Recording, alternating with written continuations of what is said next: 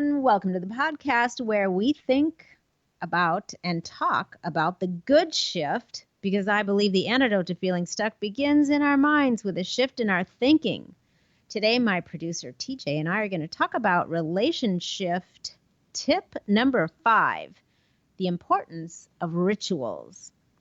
I just think it's really important to have rituals in your marriage or your serious relationship. I mean, we've always had relationships throughout our, rituals throughout our relationship. And we're going on, like next weekend is going to be, number 35, anniversary number 35 coming up on August 3rd. And, we've just always have had some sort of variety of rituals which have changed, over the years, depending on what's going on in our lives. But there's always been something. And I think that, well, first of all, let's just talk a little bit about what exactly rituals are in this context. They're the activities that you are consistently repeating, over time with your partner. They're like established and predictable patterns. Basically, they're like habits with a symbolic meaning of some sort. And they can be a way of consistently spending quality time together and of acknowledging special little things that you do that are just your things. They can be representative of our commitment to each other. They make us feel emotionally connected. I think that they're part of the structure of the protective cocoon around your relationship. And you may remember I touched a little bit about what cocooning is in, I believe it was tip number 1, episode 40. So if you missed that, check that out. But they're part of that whole structure. And because rituals are patterns, they're familiar, and we like familiarity. Comfortable, positive, or fun rituals make us feel safe and sound. Because of this reason, by the way, they're also very important for children. A little side note real quick about kids. If you have kids, just know that when there's any degree of chaos or disorder in the household, then kids don't feel safe. So positive rituals in the form of like family routines and rules creates a sense of order and certainty, which promotes a sense of safety, which is obviously how we want our kids to feel and how they should feel. So anyway, whether or not you have kids, rituals can be awesome building blocks and support systems in any relationship. TJ, do you and your wife have rituals, or do you have family rituals that you guys employ? I think that question is like asking a human being if they breathe or not, because we're creatures of habit, and therefore we create rituals and we get into things. And sometimes I think it can be a bad thing, but also I think rituals and sort of frequency and the ways that we do things are kind of like the building blocks of life and sort of the glue that holds our life together. Like when it comes to celebrating holidays a certain way, I know where I am on the 4th of July every year. We have family friends that we always get together with, and it's something that I look forward to. And yeah, maybe my 4th of July of 2017 is identical to 2018 and identical to 2019, but it's comfortable to me. It's familiar. And I think that while sometimes those sort of rituals can maybe make one feel complacent in life, it's also something that provides like structure and makes me feel good. So I think, rituals cut both ways. I think that they're really good sometimes, Loree, and sometimes I think that we kind of get stuck in our ways, and complacency is good until it's not. Totally. Yeah, I agree. I think that, and we'll talk about that in a couple minutes. There's definitely a time when there are certain rituals or traditions have to change. They have to sometimes grow along with you. And then there's certain ones, like you mentioned holidays, that you just never want them to change because they're so good and, they are symbolic of, for most of us, family time and, just celebrating those things together. But like for couples, I think there are certain things that, I know like we have things that we have always done together. And they're not necessarily anything super unusual, but I mean, Eric brings me, he's usually up first. So he brings me coffee in bed almost every single morning. He and Nikki come and wake me up because they're always up before like the sun. And I like to at least wait until it's light out. So they bring me coffee in bed every morning, which I think is just so delightful to have that, just that little tiny, reaching out and thinking of me in that way. And, we used to have a ritual, and this is one of our rituals that changed. We used to have a ritual where every single night when it was time to just wind down from the day and we were going to watch, a favorite show, which is another ritual. We only have certain shows that we watch together.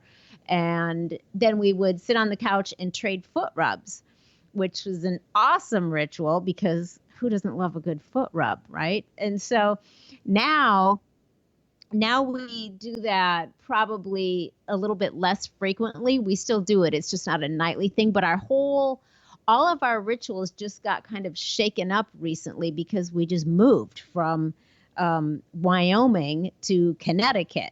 So all of our routines and rituals and just just how we flow through our day completely changed. So we're reestablishing as we get settled some of those rituals that we love, that we've always done, and we're finding new rituals. Like for 2 weeks now, we've been eating out like every day because we're foodies and we're now surrounded by amazing restaurants. And we were just looking at each other yesterday and I was like, I don't know that this is a sustainable ritual. And Eric's like, I'm sure it's not. I feel myself turning into Yoda as we speak. So no, things will be changing and we'll be going back to a ritual of, cooking and eating at home and then maybe eating out, on the weekend or something. But I think, stuff like that, date night.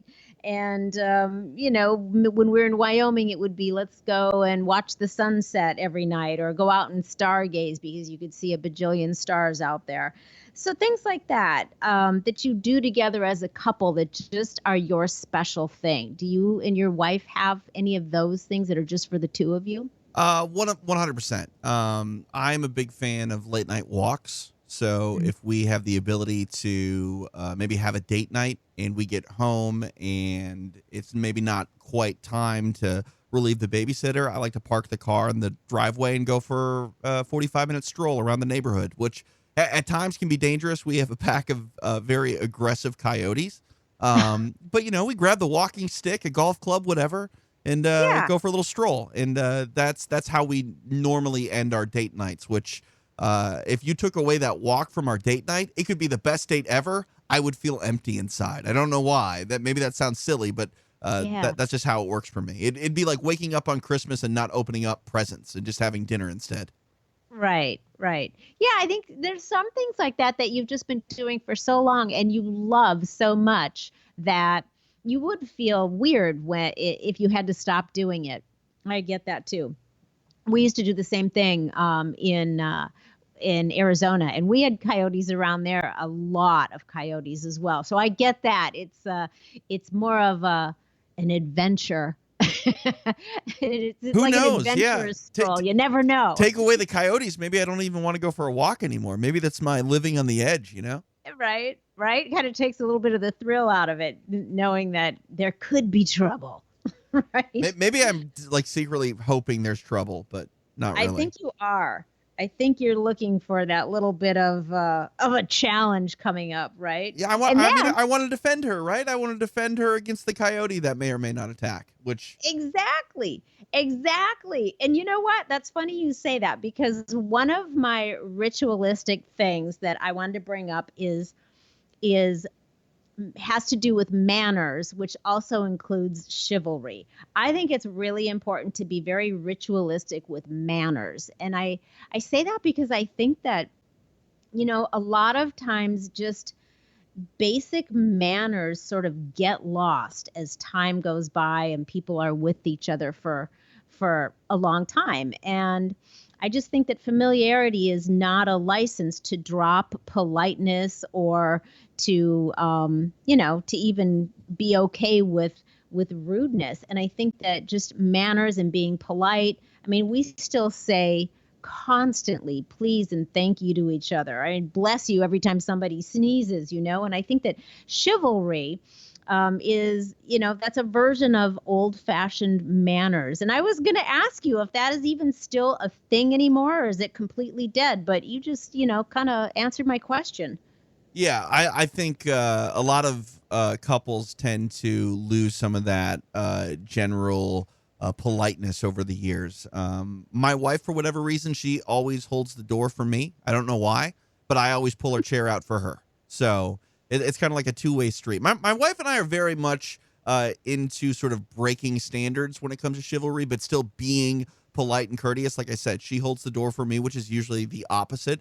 And I pull her chair out for her, which is pretty normal. Also, my wife buys me flowers, which that definitely confuses my friends, but she's always bought me flowers. I've always bought her candy.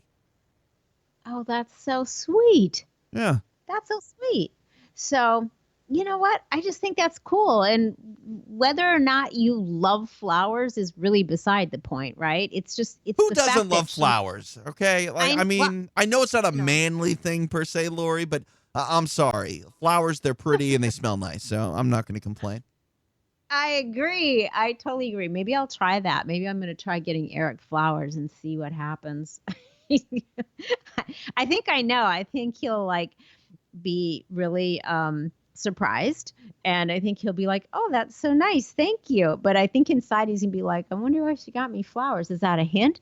Oh, maybe I should have got her flowers. Maybe he's gonna think there's psychology involved in there, and it was like my way of saying you need to buy me some flowers." He does work in professional wrestling, which is pretty much all about psychology. So that might not be fair. Yeah. Maybe not. Maybe not. I love flowers too, though, and I will just buy myself flowers whenever I feel like it. So it's all good. They're pretty and they smell good. Like I'm sorry if that makes me less of a man, quote unquote. I'm a sucker. I'm a sucker for things that are pretty and smell good, which largely are why I like women. Right. Pretty and smell good. Exactly. I think that's a really good point. I think we need a lot more flowers everywhere. So, they need to come down in price, though. Let me just tell you that. My goodness. Yeah, it is a little bit daunting sometimes when you want to go and pick up some beautiful flowers and there's a little bit of sticker shock there, and you're like, maybe one. Why are a dozen roses anywhere from $75 to $100? I'm sorry, it's a little ridiculous. I don't know. Why is that? And why are roses so much more expensive than like daisies? Right. I don't get it. I don't get it. I'm a big fan of daisies, by the way. Yeah, I know. They come in like a rainbow of colors, and you can usually get them for like $14. Right. Yeah. and they're just as cheerful. Exactly. My local florist does something with daisies where he sets them in a pot of water with like food coloring, and the petals get weird colors like green and purple and all sorts of like tie-dye weird stuff. It's awesome. I love it. Yeah, that's how I wondered how they did that. Okay. But the like one I thing said, they don't have. You didn't know about this about me, but I'm a sucker for flowers. So there you go. Yeah, now I know something I didn't know about you. I just wish daisies did have a better scent, though. That's the only thing that they're missing is a really yummy scent. But that's okay. So anyway, I just think that, yes, manners and chivalry. And I think that, even waiting on each other, we do that all the time, every day. We wait on each other, not like, like servants, but I think it's a way of sort of joyfully taking care of each other.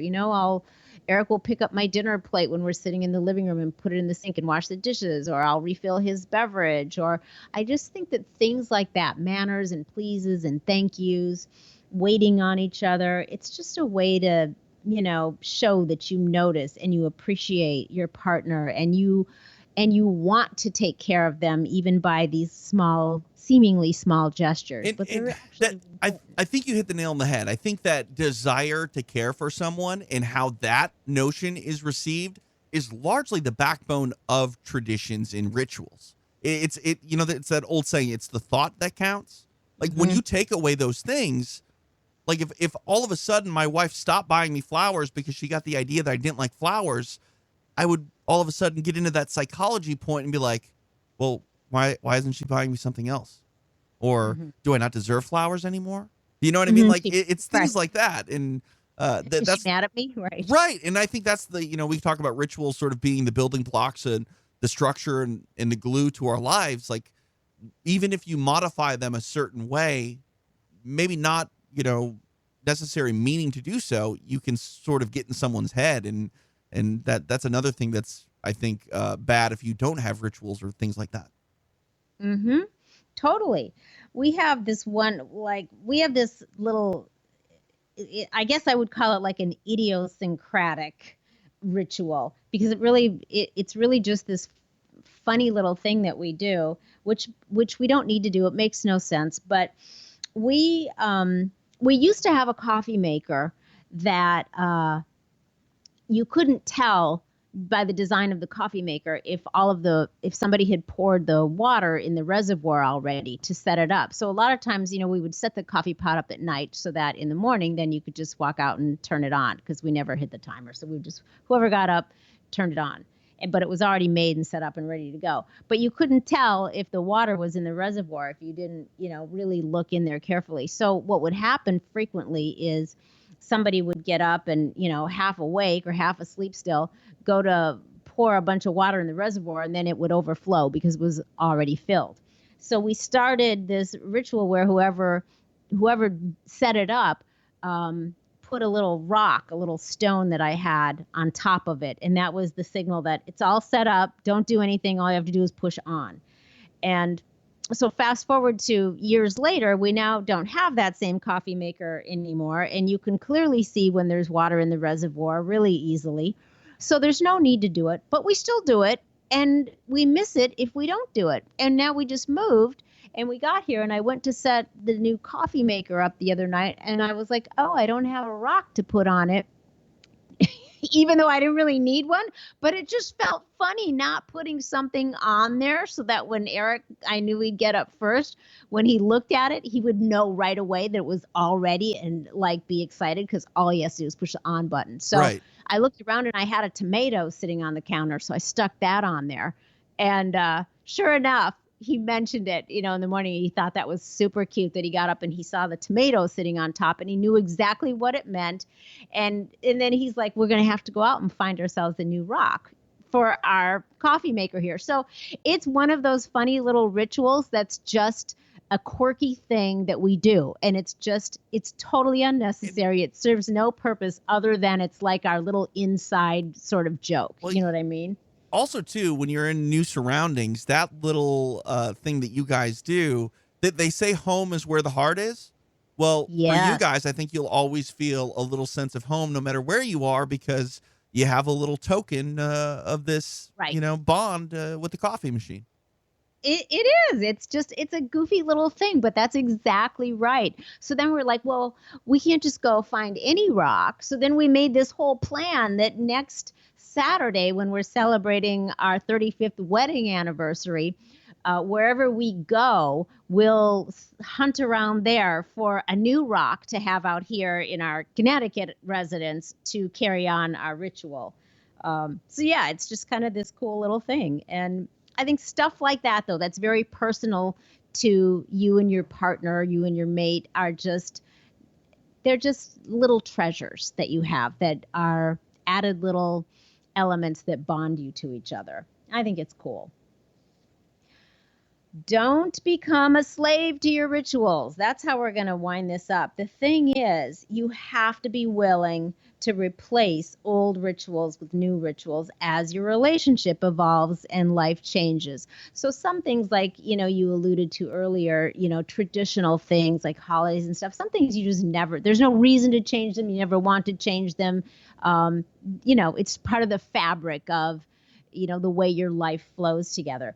But not all rituals remain relevant or even helpful as time goes on and your lifestyle changes. I mean, you might have if you've been together a long time, maybe in your, earlier years or your 20s and 30s, your ritual was to, party like rock stars 3 or 4 nights a week. And maybe that, you get on to your 40s and 50s or you're having kids, and maybe that those rituals no longer support you in a very positive way. So some things, you do evolve out of, and you have to, reevaluate them. They should be always, something that is supportive and promoting unity, and bonding, and they should always show that, how you value each other and how you spend your time.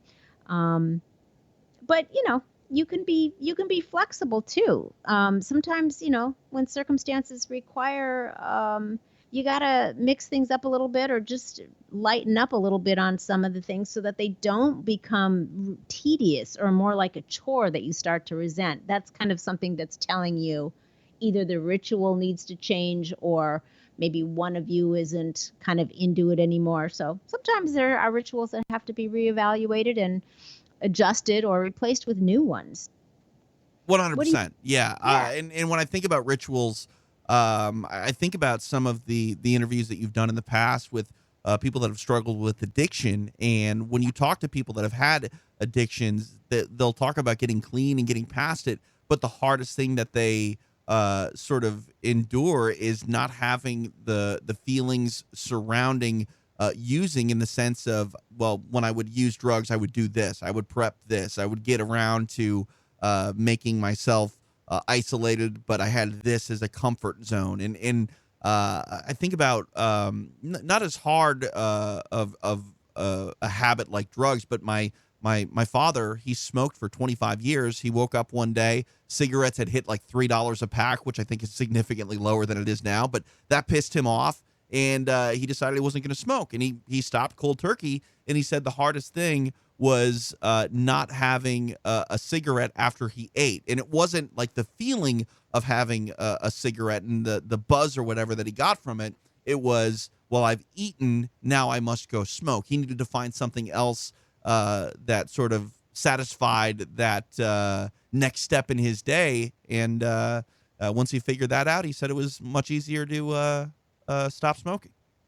Yeah, because things like that are state changers. So the ritual of smoking, and my mother was a smoker as well, and just talking to her over the years and other people, part of that is, like you said, it's not necessarily always the smoking of the cigarette or the nicotine. It's not necessarily the addiction there, but it's the addiction to, this is a vehicle that a person is using to change their state.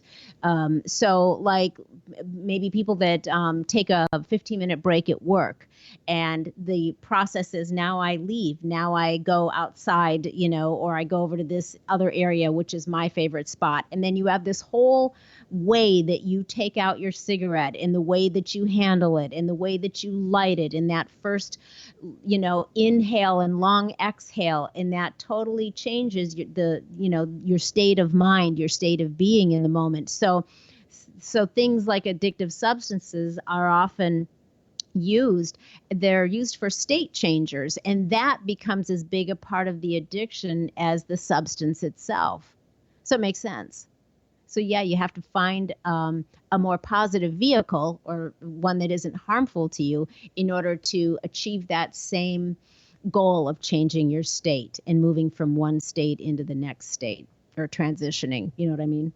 Right, 100%, which I think is why you see a lot of people that stop smoking or stop drinking, they end up taking on another vice. Sometimes it's if you no longer drink, maybe you smoke a lot more, or if you no longer smoke, you eat a lot more. I think, unfortunately, you give up one vice for another, but that's sort of telling it how the human mind works. You want something, and I think a lot of those sort of addictions, it's not necessarily the properties involved that are pulling on your not heartstrings, but they become rituals. It's because you're looking for something. It just so happens you end up finding something that is maybe negative for your health. If some people, I know a buddy of mine, he replaced smoking with running, which is the really big opposite of one another, doing something that's good for your lungs compared to something that's bad for your lungs. But every night after dinner, he goes for a 3-mile run, and that has replaced his smoking.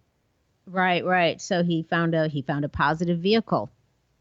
Bravo. Yes. Yeah, absolutely. Yeah. I wish I had that ability, but, someday. I I know, but you go out and you brave the coyotes, and I think that's cool too. So Exactly. right, Yes. right. But yeah, I think just being willing to recognize that you may have some rituals. Look at the ones that support you.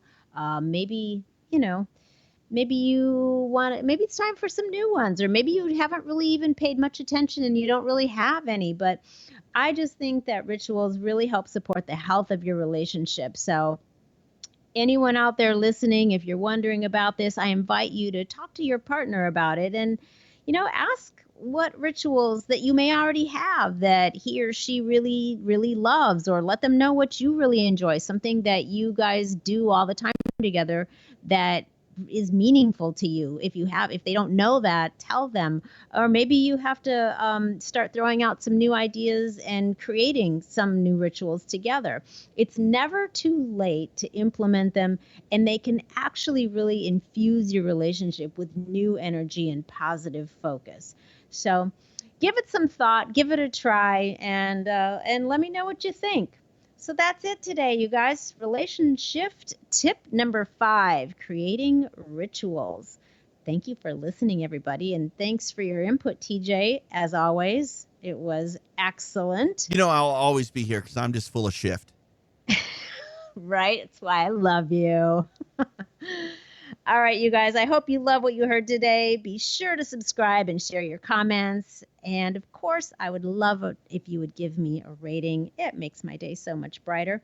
If you're trying to make some shift happen in your life or your relationships, and you want to find out what private coaching with me is all about, just go ahead and connect with me on any of the social media platforms, or head on over to We'reTalkingShift.com or LoreeBischoff.com. You will find me there.